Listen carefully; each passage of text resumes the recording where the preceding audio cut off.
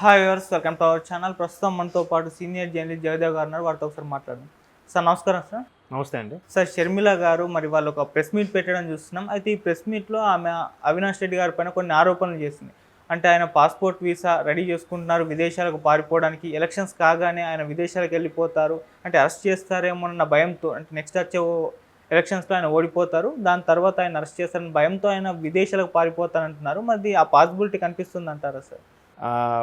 దానికి వాళ్ళు కూడా ఫేవర్గా చెప్పుకోవచ్చు. ఎందుకంటే ఎన్నికలు పోలింగ్ అయిపోయిన తర్వాత మళ్ళీ కౌంటింగ్ మధ్యలో గ్యాప్ ఉంది కదా, ఆ గ్యాప్లో అన్న కాసేపు రిలాక్స్ అవ్వడానికి వెళ్తున్నాడని కూడా ఏదో చెప్పుకోవచ్చు. లేదు, అంతా ఆ టెన్షన్లో వెళ్ళినా ఏమైనా ఎంజాయ్ చేస్తారు? అవసరం అనుకుంటే వాళ్ళని ఇక్కడ రప్పించుకోవచ్చు కదా. అంతా గెలిచిన తర్వాత ఓకే అమ్మాయ రిలీఫ్గా ఉంది ఇప్పుడు. ఆ తర్వాత గెలిచిన తర్వాత విధుల్లోనూ ప్రమాణ స్వీకారంలో బిజీ అయిపోతామని చెప్తారు. బిజీ ఎందుకు అవుతారు? ఇప్పుడు మొన్న కూడా ఆయన బయటికి రావట్లేదనే కదా, తాడేపల్లి ప్యాలెస్ నుంచి అసలు బయటికే రారు అనే కదా ఎక్కువ సభలు సమావేశాలు, మళ్ళీ ఎన్నికల క్యాన్వాసింగ్ టైంలో బయటికి వస్తున్నారు. కానీ అంతకుముందు అన్నీ అక్కడికే కదా, ఆయన ఇంటి దగ్గర ఆయన ఇంటి లోపలికి వెళ్ళి మాట్లాడుకోవడం చేయడం అన్నీ కదా. సో ఇట్లాగా ఈయన కూడా అప్పీల్ చేసుకున్నాడని, ఇటు పక్క ఈయన కూడా తయారు చేసుకున్నాడని చెప్పి వార్తలైతే పుకార్లు షికార్లు చేస్తున్నాయి. ఇప్పుడు ఈరోజు షర్మిల గారు చెప్పారు కాబట్టి ఇంకా నమ్మాల్సిన పరిస్థితి వస్తుంది. అంత ఓపెన్గా ఆవిడకేం లీడ్ లేకుండా చెప్పదుగా. ఇప్పుడు ఆవిడే కడప బిడ్డే, అవునా, పులివెందుల బిడ్డే. ఆవిడ కూడా కడప జిల్లాకు చెందిన వ్యక్తే. కడప జిల్లా రాజశేఖర రెడ్డి గారి బిడ్డగా నన్ను గెలిపించుకుంటే నన్ను కలవడానికి మీకు ఈజీగా ఉంటుంది. ఒకప్పుడు రాజన్నకి ఎలా కలిసి మీ సమస్యలు చెప్పుకున్నవారో నాకు కలిసి చెప్పుకోవచ్చు. అవినాష్ రెడ్డికి చెప్పుకుంటే జైలుకి వెళ్ళి చెప్పుకోవాల్సి వచ్చే పరిస్థితి వస్తుందని కూడా అంటుంది ఆవిడ. ఎందుకంటే ఇప్పుడు ఆవిడ అన్ని దాన్నే అబద్ధం కాసేపు పక్కన పెడదాం. మరి సునీత గారు వరుసపెట్టి చెప్తున్నారుగా. పోనీ అవినాష్ రెడ్డి గారు ఏమంటున్నారు, సునీత గారు భర్త గారే నాకు వచ్చారు, నాకు కలిశారు, లేదా అనిల్ గారు నన్ను కలిశారు, షర్మిల గారి భర్త. తర్వాత వాళ్ళ కాల్ రికార్డ్స్ ఇలాగ ఉన్నాయి, అక్కడ తిరిగినంత మాత్రాన వాళ్ళేనని అనుమానమా, ఇట్లా లేని అవన్నీ వీళ్ళకి డిఫెన్స్గా చెప్తున్నారు తప్ప. అంటే ఎలా ఉందంటే, అవినాష్ రెడ్డి గారు ఈ తప్పు చేశారు, నేను చేయలేదు, అక్కడ ఉంటే నేరమా?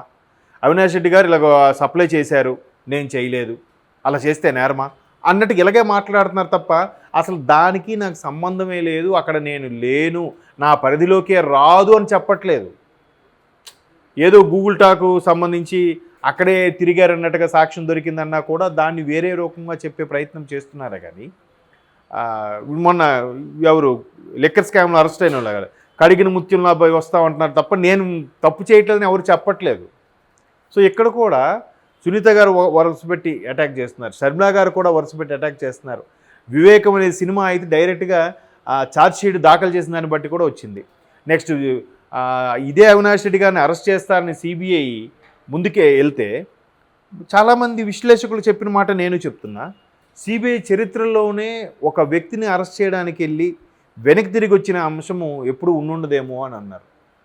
మేబీ వెళ్ళి వచ్చిన సీన్ అయితే నేను చూడలేదు. కానీ ఆ టైంకి వాళ్ళ మదర్కి బాగోలేదని చెప్పి హాస్పిటల్ చుట్టూ మంది మార్పులు సినిమాలో చూసావా, పెద్ద నాయకుడికి ఎవరికైనా బాగోలేకపోతే హాస్పిటల్ ముందు పడిగాపులు పడుతూ కార్యకర్తలు అందరూ కూడా మొక్కుకుంటారు కదా దేవుడికి, మా నాయకుడికి ఏం కాకూడదని. అక్కడ ఈ హాస్పిటల్లో సిక్ అయింది నాయకుడు తాలూకా మదర్, నాయకుడు కాదు. నాయకుడు మదర్కి అంత ఇంపాక్ట్ ఉంటుందని నేను అనుకోను. నాయకుడికి ఉంటుంది. నాయకుడి వరకు పరామర్శించడానికి ఇంటికి వెళ్తారు. బట్ హాస్పిటల్ చుట్టూ గుమికూడిపోయేలాగా అంతమంది కార్యకర్తలు ఉన్నారు అని అంటే అది హైడ్రామా అని చెప్పి చాలామంది చెప్పారు. సిబిఐలు కూడా వెనక్కి వచ్చారని చెప్పారు. ఇప్పుడు షర్మిల గారు ఎంత ఓపెన్గా చెప్తున్న నేపథ్యంలో అవన్నీ వాస్తవాలేమో అన్నట్టుగా అనిపిస్తుంది. అంతెందుకు మొన్నటికి మొన్న సీఎం రమేష్ గారు కూడా ఒక ఇంటర్వ్యూలో అదే చెప్పారు. ఒకప్పుడు వాళ్ళ పరిస్థితి ఏంటి, వాళ్ళ స్థాయి ఏంటి, ఈరోజు వాళ్ళ పరిస్థితి ఏంటి, వాళ్ళ స్థాయి ఏంటి, ఎలా 5 ఏళ్లలో ఎలా సాధ్యమైంది వాళ్ళు ఆ స్థాయికి వెళ్ళడం, ఆ స్థాయికి ఎలా చేరుకోగలిగారు. ఇట్లా ఒకదానికొకటి. ఇప్పుడు అదే సీఎం రమేష్ గారు ఇంటర్వ్యూలో ఏం చెప్పారు, మేము ఇప్పటికి కాదు 8 నెలల కిందటే జగన్మోహన్ రెడ్డి గారు చేసే అవకతవకలు అరాచకాలకు సంబంధించి ఒక వీడియో మేము చూసాం, స్వయానా ప్రధానమంత్రి గారు చెప్పారు. ప్రధానమంత్రి గారు కూడా త్వరలో రాష్ట్రానికి రాబోతున్నారు, క్యాన్వాసింగ్ చేస్తారని కూడా చెప్పారు. అది జరిగిందా? వీళ్ళందరూ ఏమన్నారు, మేనిఫెస్టోలో చంద్రబాబుది పవన్ కళ్యాణ్దే ఉందో తప్ప మోదీ గారిది లేదు, అసలు బీజేపీకి ప్రాధాన్యతే లేదు, బీజేపీకి అసలు ఓటింగ్ 1% కూడా లేదు, అలాంటప్పుడు బీజేపీ ఎందుకు పెడతారు? ఇవి ఏదేదో డప్పు కొట్టుకుంటున్నారు. మనం వైసీపీ వాళ్ళు మళ్ళీ ఎంపీ సీటు గెలుచుకుంటే బీజేపీ వాళ్ళతో కలిసి వెళ్తాం, బీజేపీకి తక్కువ సీట్లు రావాలని కోరుకోండి అని ఇన్ని రకాల ప్లే చేశారా? మరి అవన్నీ చెక్ పెడుతూ మోడీ గారు వచ్చారా? రావడమే కాకుండా జగన్మోహన్ రెడ్డి గారి యొక్క అరాచకాల గురించి మాట్లాడారా? జగన్మోహన్ రెడ్డి గారి యొక్క అవినీతి గురించి మాట్లాడారా? అమిత్ షా గారు కూడా మాట్లాడారా? ఏ నాయకుడు వస్తే ఆ నాయకుడు ప్రతి నాయకులు మాట్లాడుతూనే ఉన్నారుగా. ఇంకేం కావాలి? ఇప్పుడు ఏమని డప్పు బచాయిస్తారు?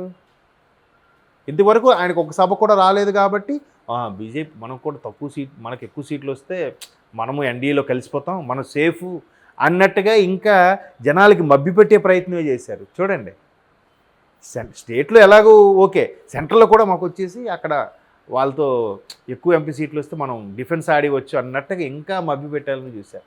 ఒక్కసారి అవన్నీ పటాపంచలు చేస్తూ మోదీ గారు, అమిత్ షా గారు, రాజ్నాథ్ సింగ్ గారు, నడ్డా గారు వరుస పెట్టి సభలు సమావేశాలు. ఇప్పుడేం చెప్తారు వీళ్ళు? అందుకు ఈ వీసాలు పాస్పోర్ట్లు అని నేను అనమాట. అంటే ఇప్పుడు జగన్మోహన్ రెడ్డి గారు కూడా మళ్ళీ బ్రేక్ తీసుకున్నారంట కదా ఎన్నికలు ఎందుకు బ్రేక్ తీసుకున్నారు? పోలింగ్ మేనేజ్మెంట్ కోసం బ్రేక్ తీసుకున్నారని చెప్పి వైసీపీ శ్రేణులు చెప్తున్నాయి. అసలు పీక్ టైము 11వ తేదీ సాయంత్రం 5 వరకు కూడా టగ్ ఆఫ్ వార్గా కనీసం ఈ 3 రోజుల్లో ఒక 6 నియోజకవర్గాలను, రోజుకి 2 నియోజకవర్గాలు చొప్పున 6 నియోజకవర్గాలను సభలు పెట్టేద్దాం, మాట్లాడదాం, మోటివేట్ చేద్దాం, ఓట్లు సంపాదించుకుందాం అని చూస్తారు కదా.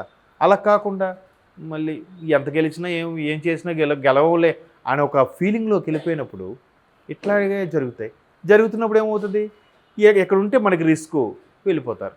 ఆల్రెడీ బీజేపీ ప్రభుత్వం విజయ్ మాల్యా లాంటి వాళ్ళని వెనక్కి తీసుకురాలేకపోయింది కదా, నీరవ్ మోదీ లాంటి వాళ్ళని వెనక్కి తీసుకురాకపోయింది కదా.